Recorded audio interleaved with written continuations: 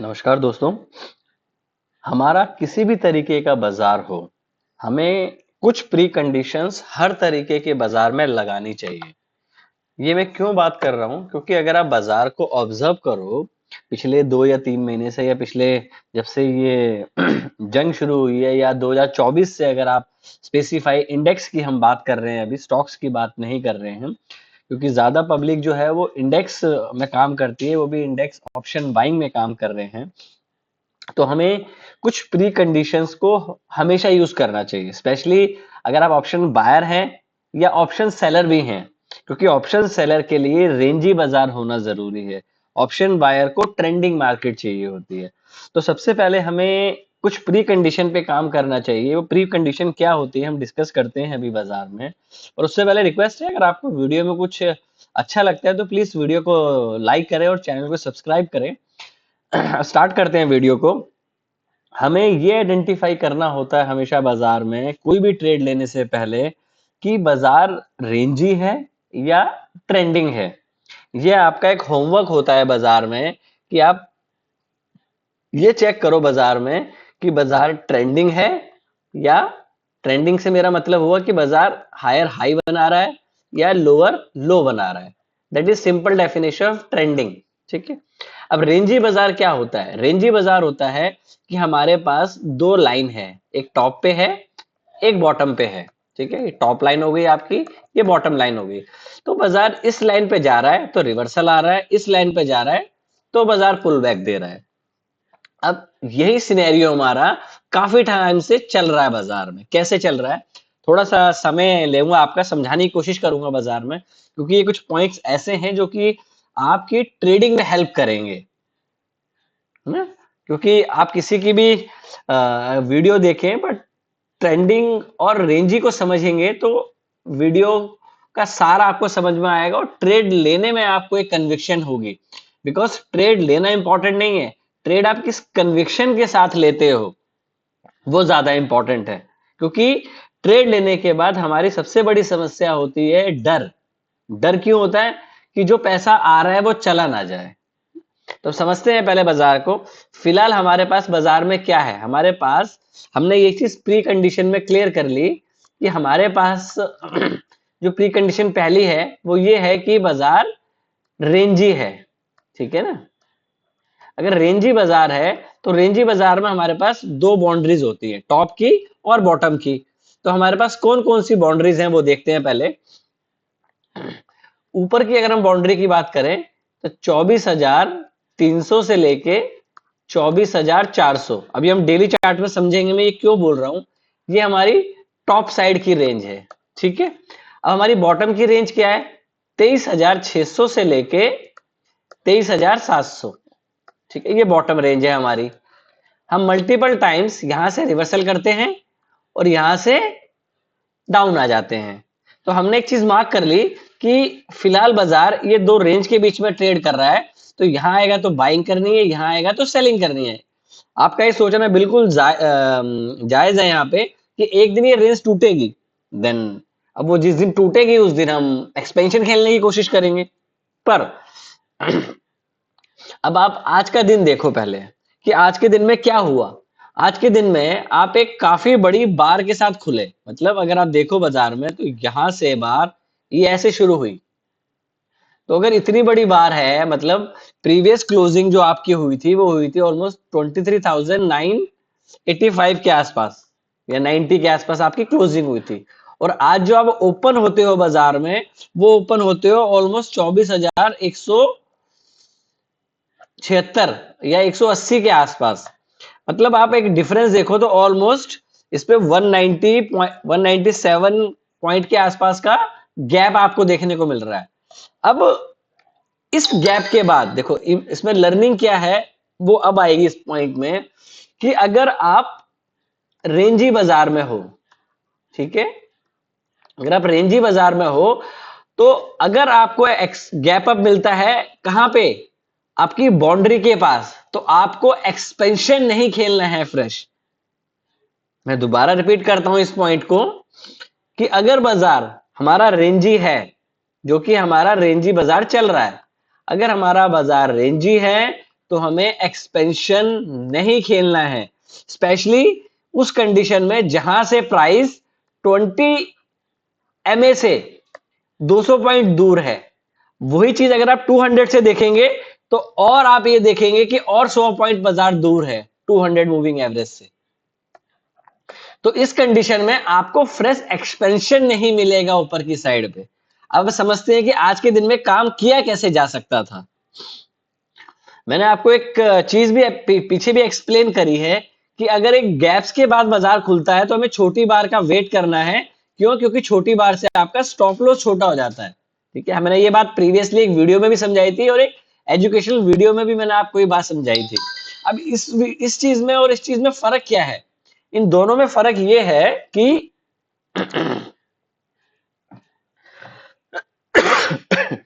फर्क ये है इस चीज में कि जब जब आप यहाँ पे इस तरीके की सिचुएशन ढूंढने के लिए जाते हो कि आपके एक पहले 5 मिनट की बार बड़ी बनी और दूसरी छोटी बार बनी, तो आप रेंज के बीच में खुलते हो। ठीक है ना? जब जब आप रेंज के बीच में खुलोगे तो आपको उस रेंज के बीच से इधर साइड एक्सपेंशन मिलता है। आज के बाजार में आपके अगर पहले 5 मिनट की अगर आप बार देखो तो ये और ये है, और दूसरी तीसरी चौथी मतलब ऑलमोस्ट 30 मिनट्स में वो रेंज क्रॉस नहीं हुई पहले। मतलब 15 मिनट्स में वो आपकी जो रेंज थी वो बाजार ने क्रॉस नहीं करी। अगर बाजार में एक्सपेंशन आता तो इमीडिएटली पहले 5 मिनट में ये बार का हाई जाना चाहिए था। अगर हाई नहीं भी जाता तो दूसरी बार इसके ऊपर क्लोज होनी चाहिए थी। अगर आप यहाँ पे टाइम स्पेंड कर रहे हैं, दूसरी साइड अगर आप इंडिया विक्स का चार्ट देखेंगे, क्योंकि आप बाजार ऊपर की तरफ जा रहा है तो मोस्टली क्या होता है कि विक्स में कॉन्ट्रैक्शन देखने को मिलता है, मतलब विक्स नीचे को आता है। तो जो गैप था वो यहाँ पे जितना भी आपको यहाँ पे पॉइंट्स मिलने थे वो सारा गैप में कंसीडर हो गया। अब वाइस वर्सा यहाँ पे आपका विक्स नीचे आने लग गया। तो अगर मैं आपको यहाँ पे कॉल भी लगाऊं कि हमें कॉल में ट्रेड करना चाहिए, तो आप ये देखो ये 24,200 की कॉल है। अगर आपने पहली बार खुलते यहाँ पे ट्रेड भी ले लिया, यहाँ पे अगर आपने ट्रेड बाय कर लिया, मैं क्यों इतना टाइम आपका यहाँ पे ले रहा हूं, क्योंकि ये चीजें ऑफनली इंडेक्स में होती है, क्योंकि इंडेक्स बाय नेचर साइडवेज होता है। तो इस चीज का हमेशा आपको अपने प्री कंडीशन या प्री माइंड में ये चीज को हमेशा मार्क करके रखना है। अब ये हमारी पहले 5 मिनट की बार है, ऑप्शंस की बात कर रहा हूं, ये है ऑप्शन का चार्ट।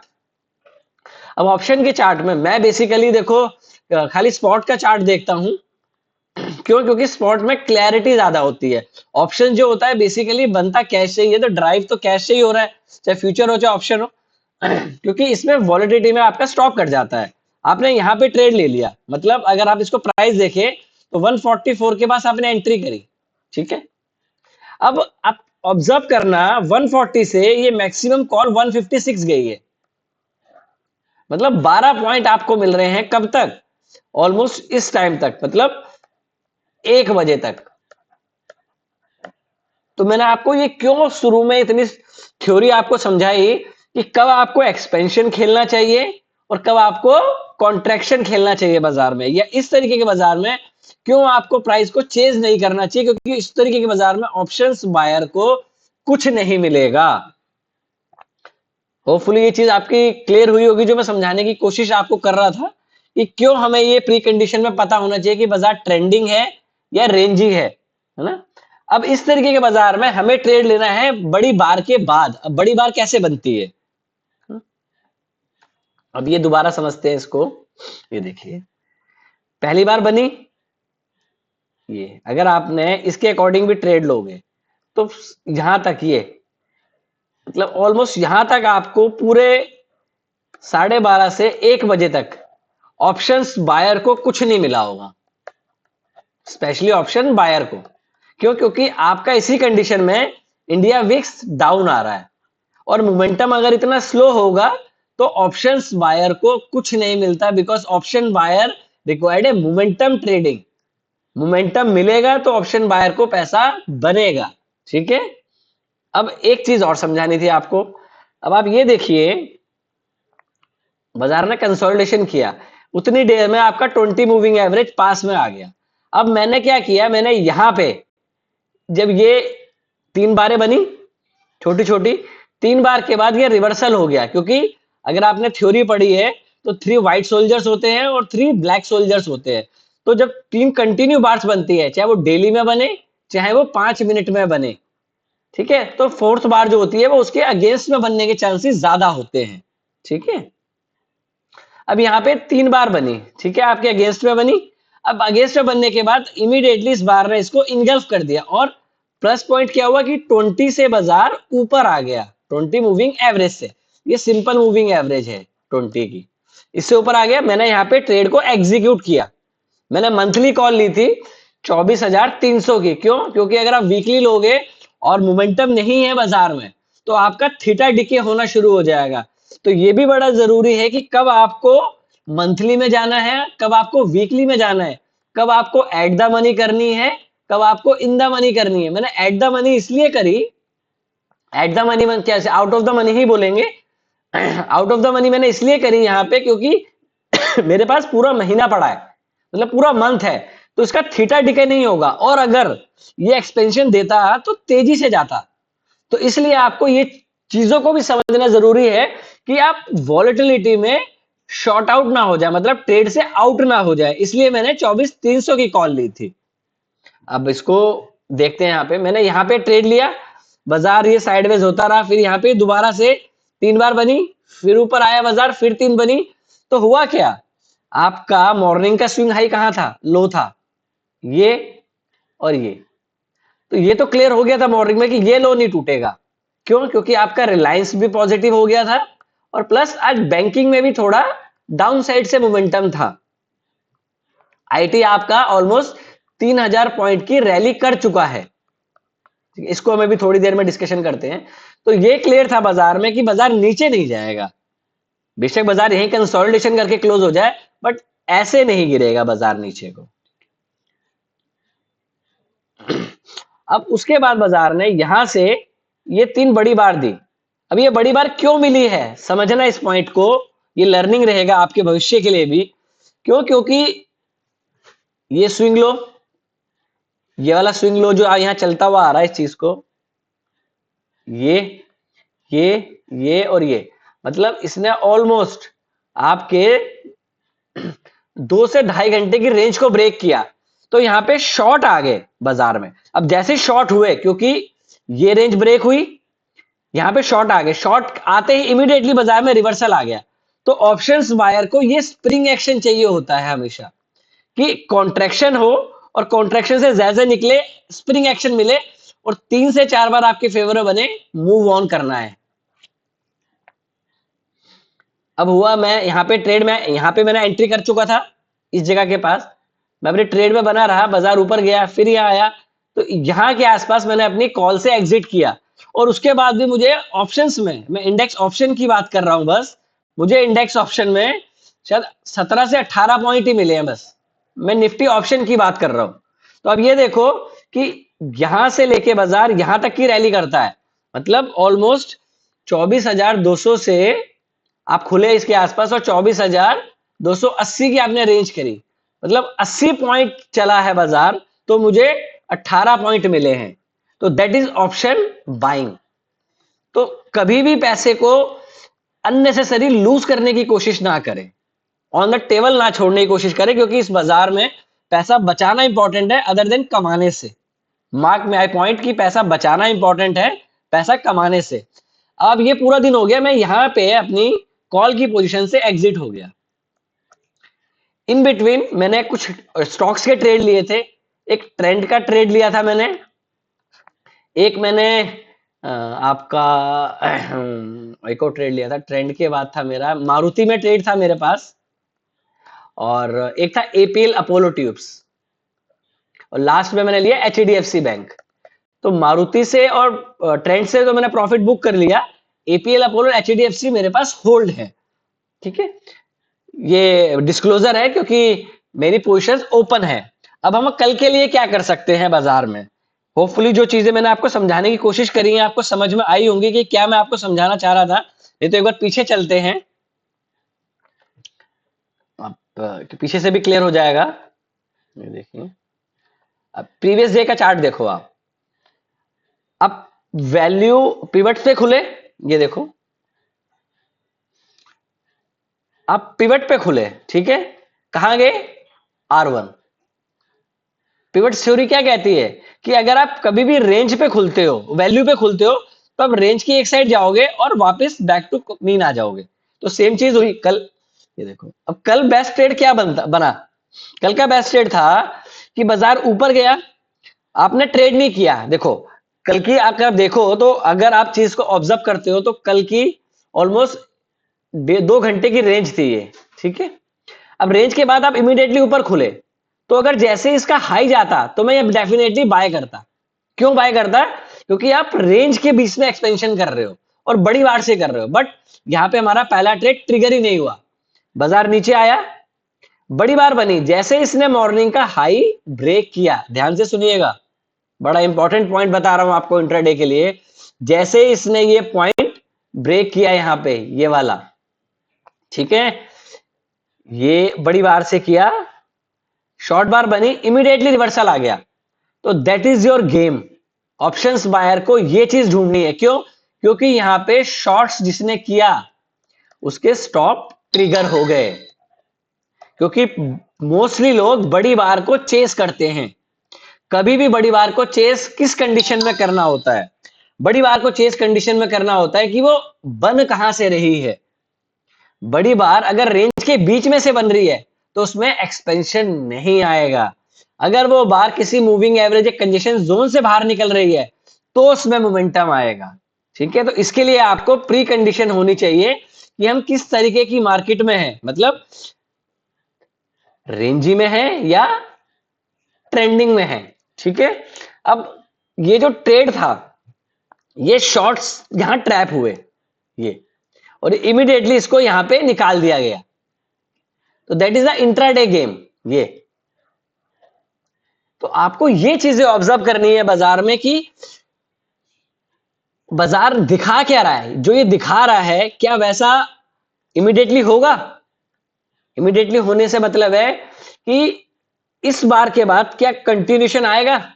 तो अब अगर आप ये चीज सोच रहे हैं तो आप ये देखिए कि क्या दूसरा भी ये चीज सोच रहा है, क्योंकि आपको ट्रेडिंग करनी है कि दूसरा क्या सोच रहा है, कि जो आपके सामने वाला बंदा है वो क्या सोच रहा है।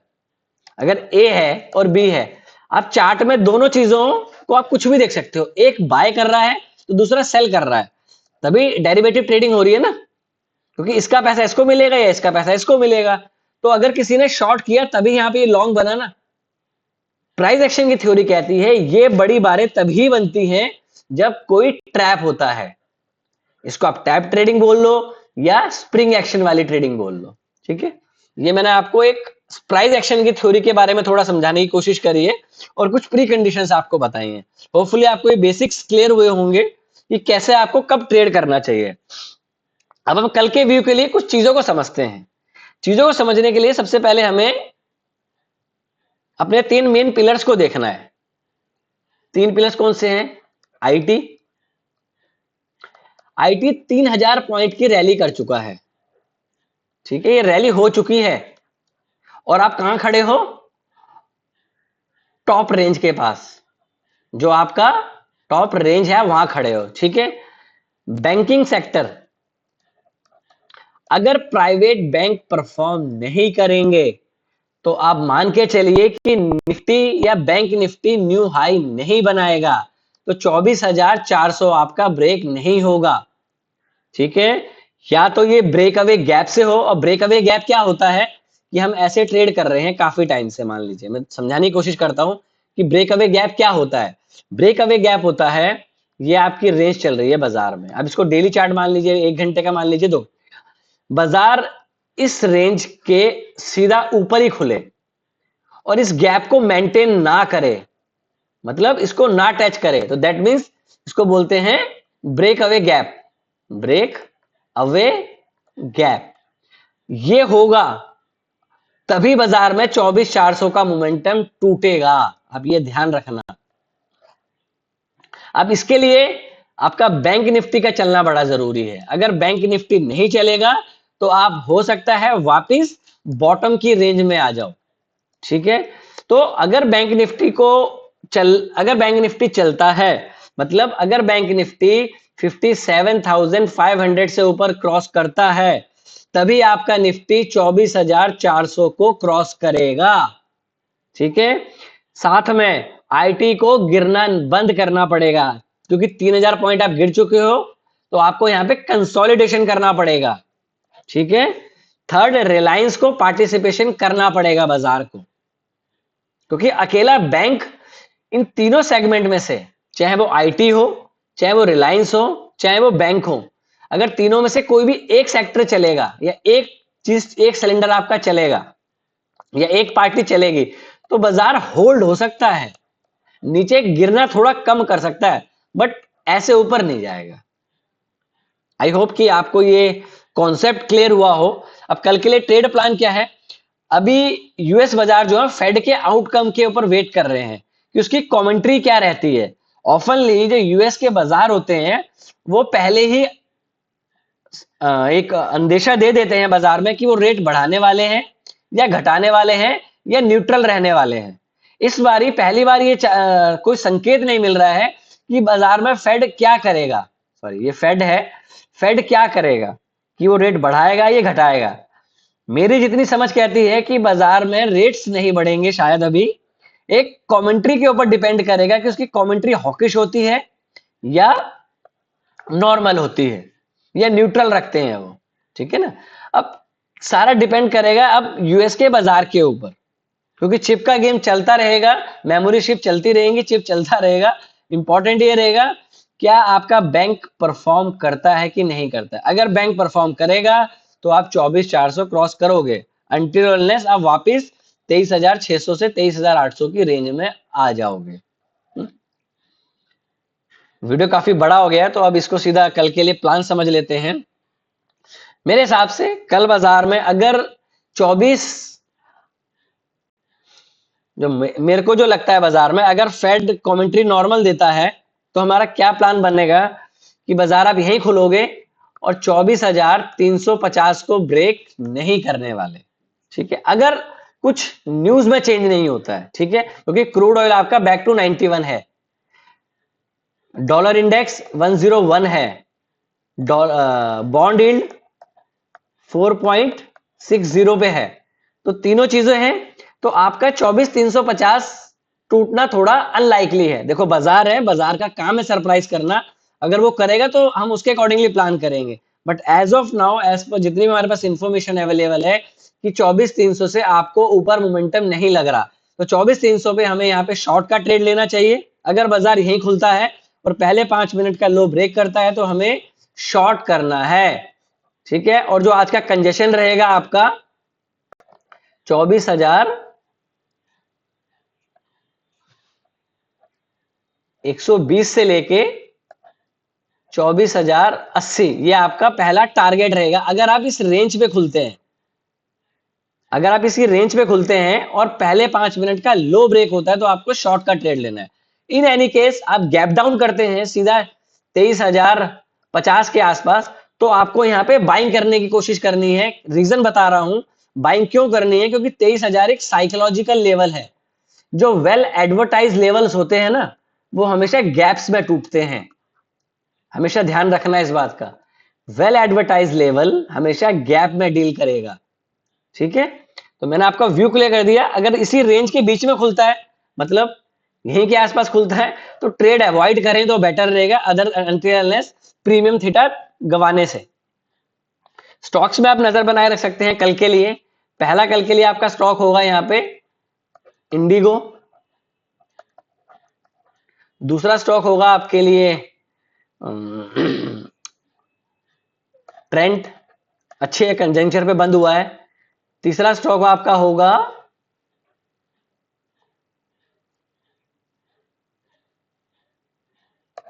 भारतीय एयरटेल, और लास्ट स्टॉक कल के लिए आपका होगा